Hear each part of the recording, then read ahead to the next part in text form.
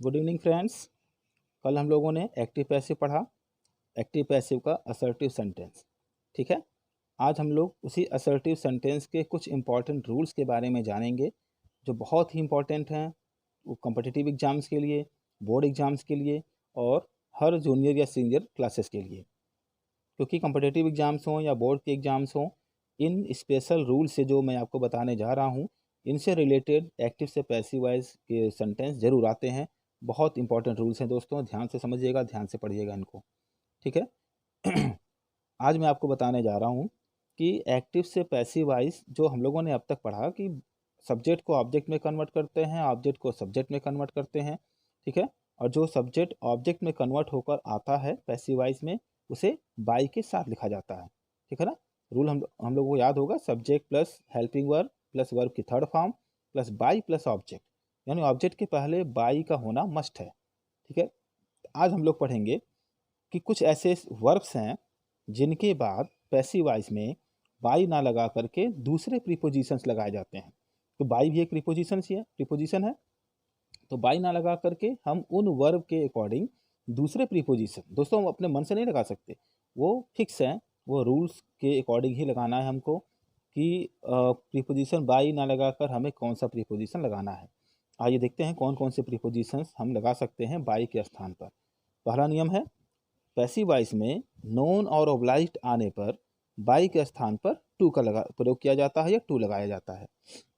ठीक है, यानी अगर एक्टिव वॉइस में नो या ओब्लाइज आया है तो पैसिव में थर्ड फॉर्म में कन्वर्ट हो जाएगा नोन या ओब्लाइज्ड में।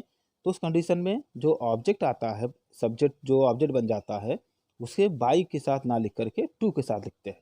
मतलब क्या हुआ, नोन आने पर या ओब्लाइज्ड आने पर हमें बाई का प्रयोग नहीं करना है, हमें टू का प्रयोग करना है। ठीक है दोस्तों, इसको ध्यान रखिएगा, हमें नोन और ओब्लाइज्ड के साथ टू का प्रयोग करना है, बाई का नहीं। एग्जाम्पल देख लीजिए, एवरीबडी नोस गांधी जी। ठीक है, तो सबसे पहले ऑब्जेक्ट को ढूंढते हैं।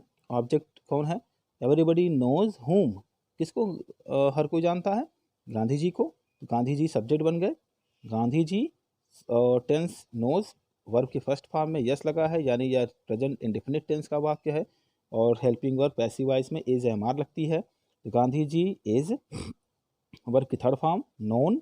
ठीक है, अब देखिए दोस्तों नोन आ गया ना, नोन आने पर अभी हमने आपको बताया कि नोन या ओब्लाइज्ड आने पर बाई के स्थान पर टू लगाया जाता है। ठीक है, यानी हमको नोन के बाद बाई ना लगाकर टू लगाना है। ठीक है, Gandhi ji is known to, अब जो सब्जेक्ट था वो हमारा ऑब्जेक्ट बन जाएगा एवरीबडी। ठीक है, Gandhi ji is known to everybody.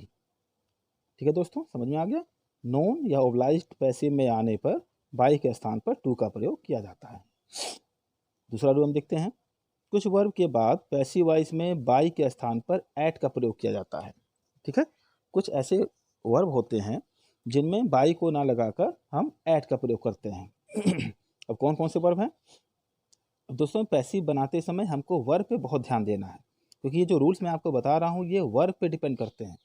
ठीक है ना, जैसे यहाँ नोन और ओब्लाइज्ड आ गया तो हमें टू लगाना है बाई की जगह।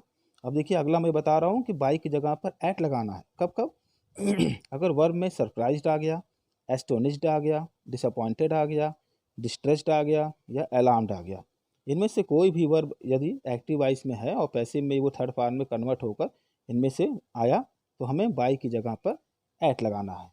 ठीक है, ये वर्ब्स आपको याद करने होंगे दोस्तों, ध्यान में रखना होगा क्योंकि एग्जाम में इनका बहुत बड़ा रोल होता है।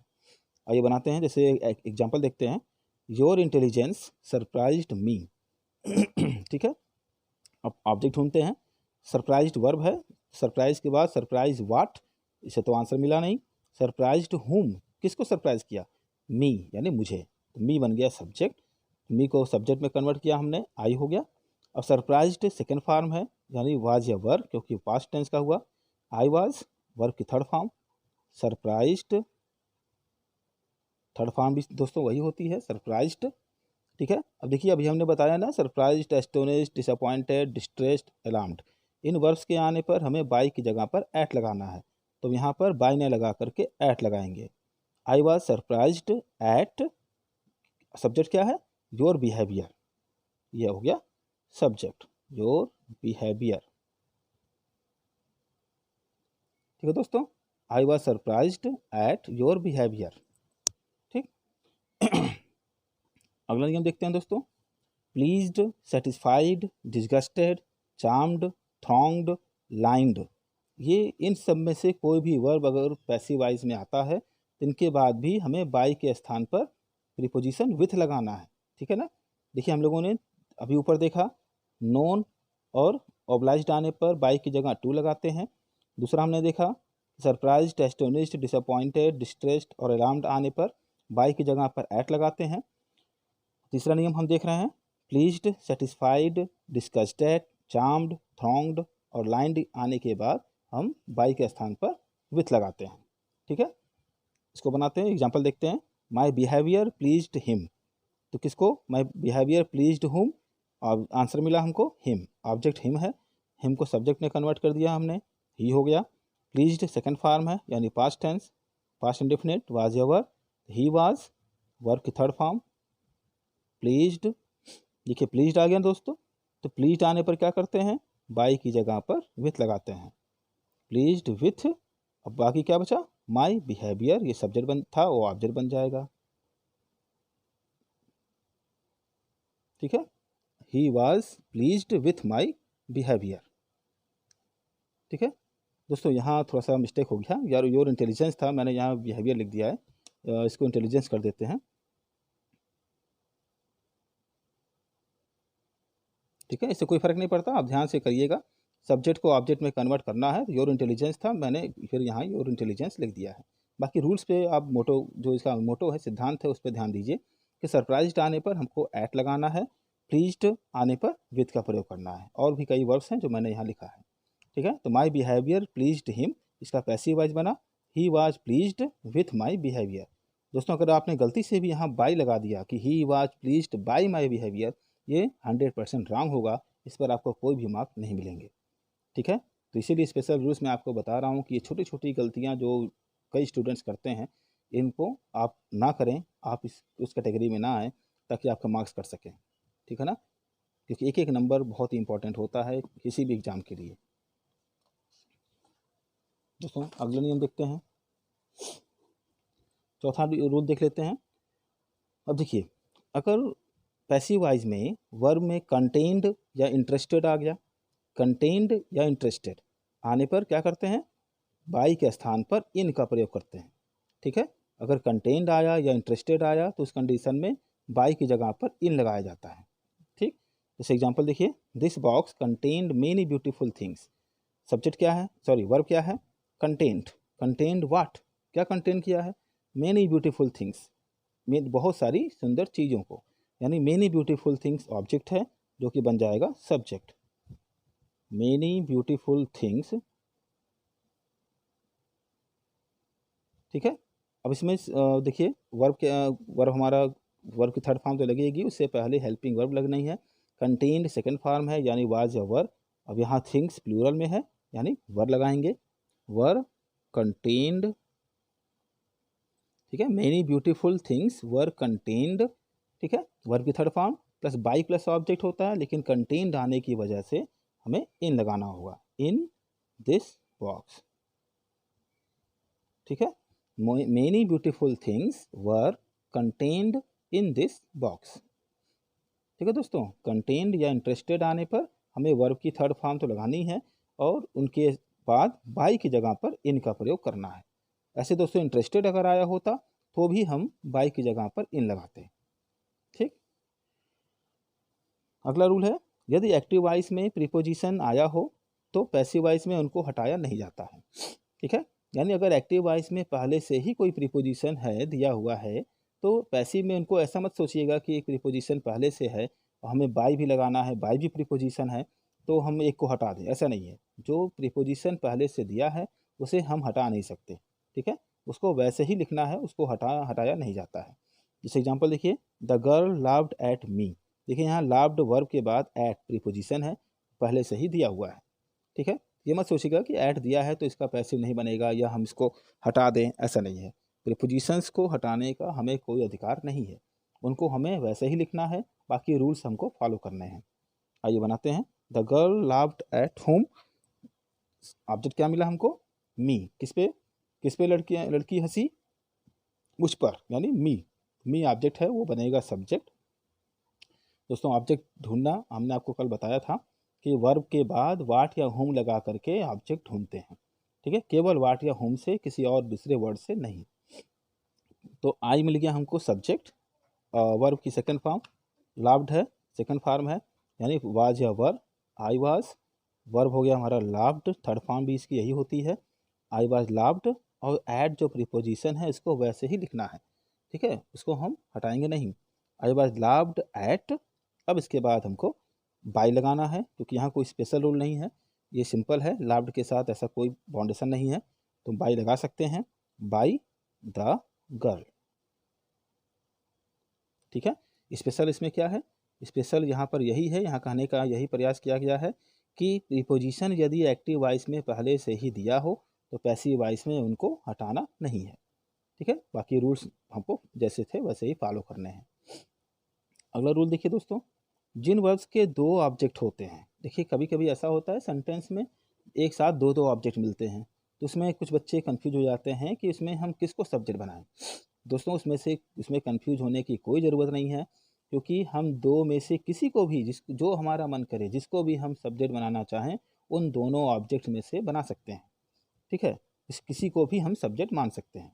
जैसे he gave me a pen, देखिए यहाँ पर दो ऑब्जेक्ट दिए हैं, कैसे, ही गेव हुम अ पेन, उसने किसको एक कलम दिया, आंसर मिला मी, यानी मुझे, तो होम से हमको ऑब्जेक्ट मिल गया एक। अब वाट से बनाते हैं, ही गेव मी वाट, उसने मुझे क्या दिया, आंसर मिला ए पेन, यानी ए पेन भी सब्जेक्ट है, ऑब्जेक्ट है, यानी हमको दो ऑब्जेक्ट यहाँ मिल गए। तो अब ये मत सोचिएगा कि हम दो ऑब्जेक्ट हैं तो हम किसको सब्जेक्ट माने, कोई दिक्कत नहीं होनी चाहिए, हमें जिसका मन करे हम चाहे इसको सब्जेक्ट मान लें चाहे इसको मान लें। मैं आपको दोनों को मान कर दिखा देता हूँ। सबसे पहले हम मी को मानते हैं सब्जेक्ट, तो मी का आप सब्जेक्ट बनाएंगे तो आई होगा, गेव सेकंड फॉर्म है यानी वाज या वर, आई वाज वर्ब की थर्ड फॉर्म, गिवन, और जो दूसरा ऑब्जेक्ट है वो वैसे उतार दिया जाएगा, ए पेन, बाई, ही का ऑब्जेक्ट होता है हिम, ठीक है। अब मैं आपको दूसरा ऑब्जेक्ट मान के दिखाता हूँ, मैंने अभी मी को माना, अब हम ए पेन को मान के देखते हैं, ए पेन, ठीक है, टेंस वाज, वर्ब की थर्ड फॉर्म, गिवन। अब जो दूसरा ऑब्जेक्ट है जो हमने छोड़ा है उसको वैसे उतार देंगे, यानी मतलब कि एक सब ऑब्जेक्ट को सब्जेक्ट बनाना है, दूसरे को वैसे उतार देना है। अब चाहे जिसको मान सकते हैं अगर दो ऑब्जेक्ट हैं तो, a pen was given me by him, ठीक है, a pen was given me by him, ये हो गया हमारा स्पेशल रूल का छठा नियम, ठीक है। दोस्तों एक और नियम देख लेते हैं, लास्ट रूल है,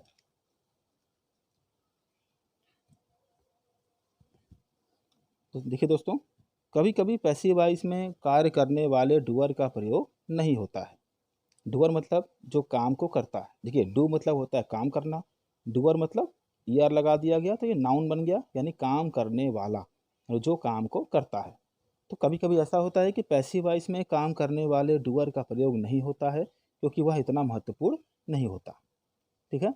और देखिए अब ये डूअर दो तरह के होते हैं, एक होता है अननोन डूअर, जिसको हम नहीं जानते, जो अननोन है, जैसे समबडी, समवन, एनीवन, एनीबडी, ठीक है, क्योंकि ये अननोन है, इनमें हम नहीं जानते कि कौन है, एक फिक्स या ठीक ठीक हम जिनके बारे में नहीं बता सकते, ठीक।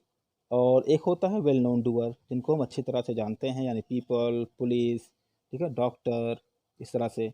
तो इनको पैसिव वॉइस में कभी कभी लिखना अनिवार्य नहीं है, उनको हम चाहें तो छोड़ सकते हैं, क्योंकि उनका सेंस बिना उनको लिखे भी सेंटेंस में आ जाता है। जैसे एग्जांपल देखिए, someone has stolen my pen, किसी ने मेरी कलम चुरा ली है। अब किसने चुराई ये तो पता ही नहीं है, अननोन है, तो समवन को पैसे में हम लिखें या ना लिखें कोई फर्क नहीं पड़ता, ठीक है। इसी को कहा गया है कि कुछ डूअर ऐसे होते हैं जिनको पैसे में नहीं लिखा जाता, क्योंकि उनका लिखना उतना महत्वपूर्ण नहीं होता। जैसे अब इसको बनाते हैं, वर्ब है हमारा स्टोलन, तो समवन हैज स्टोलन व्हाट, किसी ने क्या चुरा लिया है, माई पेन, मेरी कलम चुरा ली है, तो माई पेन हो गया सब्जेक्ट। हैज़ को क्या करते हैं, हैज़ में बीन जुड़ जाता है पैसिव वॉइस में, हैज़ बीन स्टोलन, ठीक है। अब सब्जेक्ट समवन था, उसे ऑब्जेक्ट में लिखने की ज़रूरत नहीं है, क्योंकि समवन तो अननोन है, किसी ने चुराया है, किसने चुराया ये पता नहीं है, तो समवन को लिखने की ज़रूरत नहीं है। ठीक, तो हमारा ये पैसिव वॉइस कंप्लीट हो गया। My pen has been stolen. दोस्तों एक और एग्जाम्पल देख लेते हैं। ये अननोन के लिए मैंने बताया, एक देख लेते हैं वेल नोन के लिए। People speak English in all over the world. People speak English in all over the world. पूरी दुनिया में लोग इंग्लिश बोलते हैं। अब देखिए यहाँ पर पीपुल, पीपुल कौन बोलता है इंग्लिश? लोग बोलते हैं। दोस्तों लोग ही तो बोलेंगे इंग्लिश, जानवर या पंछी तो इंग्लिश बोलेंगे नहीं, ठीक है ना। यानी ये वेल नोन है कि इंग्लिश कौन बोलेगा? पीपुल। हर कोई जानता है कि इंग्लिश कौन बोलेगा, भाषाएं कौन बोलेगा? लोग बोलेंगे, पीपुल बोलेंगे। तो यहाँ पर भी पीपुल को लिखने की आवश्यकता पैसिव में नहीं है, क्योंकि पीपुल वेल नोन है, हम अच्छी तरह जानते हैं। कोई भी किसी से भी बात की जाएगी तो इंसान ही बात करेगा, लोग ही इंग्लिश बोलेंगे। कोई भी भाषा पर कोई पर्सन बोलेगा, कोई इंसान ही बोल सकता है, कोई जानवर या पंछी तो बोलेंगे नहीं।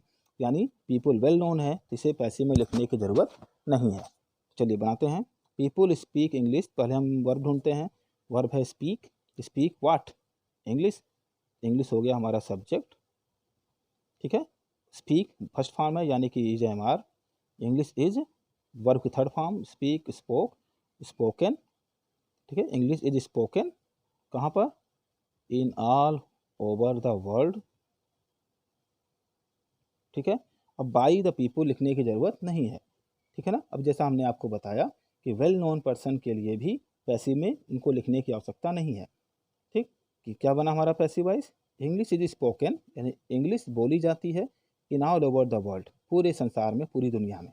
अब यहाँ लोगों के द्वारा लिखने की आवश्यकता नहीं है, क्योंकि सबको पता है कि इंग्लिश लोग बोलते हैं, कोई जानवर या कोई पंछी नहीं बोलेगा, ठीक है। लोग ही बोलते हैं, इसलिए बाई द पीपुल लिखने की आवश्यकता नहीं है, ठीक है दोस्तों।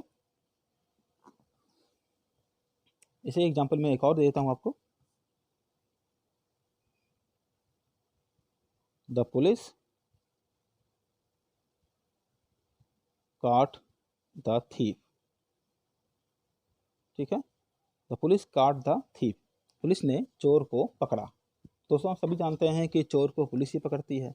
अगर कोई आम नागरिक भी पुलिस चोर को पकड़ता है तो पुलिस को ही सौंपता है, ठीक। यानी ये चोर को पकड़ने का काम पुलिस का है, ठीक है ना। ये सबको पता है, इसलिए द पुलिस को भी पैसिव में लिखने की आवश्यकता नहीं है, ऐसी कंडीशन में जहाँ पर इसका सेंस इनको लिखे बिना कंप्लीट हो जाता हो। तो सब्जेक्ट बनेगा हमारा द थीफ, ठीक है। द थीफ, अब कॉट सेकेंड फॉर्म था, यानी past tense. The thief was caught, full stop. अब बाय द पुलिस लिखने की आवश्यकता नहीं है, क्योंकि हमारा सेंस पूरा हो गया। द थीफ वाज कॉट, चोर पकड़ा गया। किसने पकड़ा चोर को?